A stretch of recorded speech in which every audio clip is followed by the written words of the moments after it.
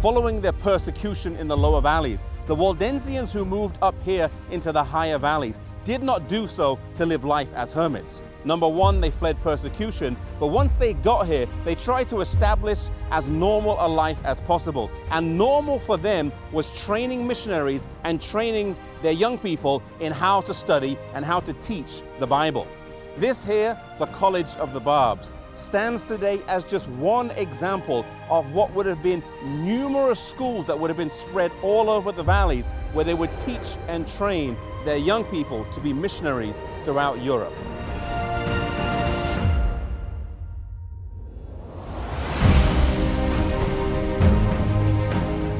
Here in the College of the Barbs is a Bible copy table, a place where the students would have painstakingly, by hand, written the Bible out from beginning to end.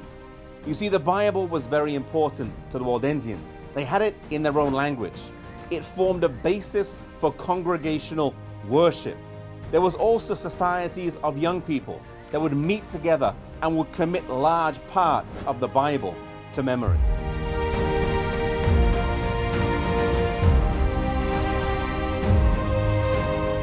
After studying here in the colleges in the valleys, the students would be sent out to many of the great universities around Europe.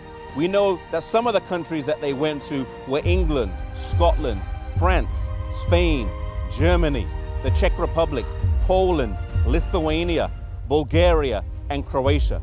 And as they went out as students, they would study whether to be a doctor, a nurse, whether it was to be a lawyer. They would study various subjects, but their main purpose of going there was to be an undercover missionary. They would take the Bible with them. They would also send some missionaries out who would just go out as workers. They may be traveling craftsmen or traveling artisans and tradesmen, and they would also take the Bible with them, and they would move and travel through different parts of Europe. They couldn't have the Bible, it was illegal, and so they would take their coat and they would unstitch the seam of their coat, and then just inside the two layers of the coat, they would put a few pages of the Bible. And they would travel with just a few pages of the Bible, not a whole copy. And when they found someone that they thought was maybe interested in the gospel, they would take the Bible out of the stitches of their coat and share the truths of God's word with them. You know, maybe you're working today in a doctor's office. Maybe you're working as a nurse in a hospital. Maybe you're a teacher in a school, or maybe you're a lawyer in some law firm. You are not there simply to collect a paycheck to pay the bills. You are there as a missionary. God has put you there for a specific purpose. There may be someone in your workplace that God knows only you can reach. As students as well, the first reason why they went to study was not to get the best degree, but it was to be a missionary in the great universities in Europe. You today may be a missionary in a great institution. You are not there just for academic excellence. You are there also to seek and find people that you can share the gospel with. And the other thing we learn from the Waldensians is how important the Bible was to them.